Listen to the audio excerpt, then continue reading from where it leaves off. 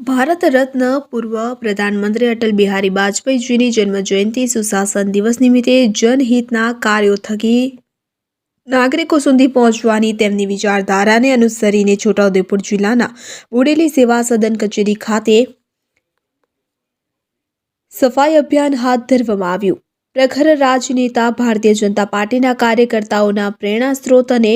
પથદર્શક ભારત રત્ન પૂર્વ પ્રધાનમંત્રી અટલ બિહારી વાજપેયીજીની જન્મ જયંતિ સુશાસન દિવસ નિમિત્તે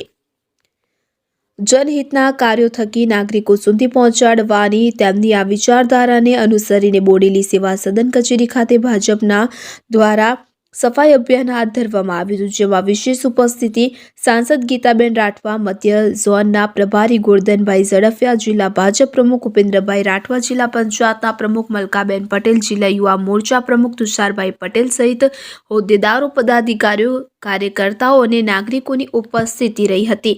મોટી સંખ્યામાં લોકો ઉપસ્થિત રહ્યા હતા।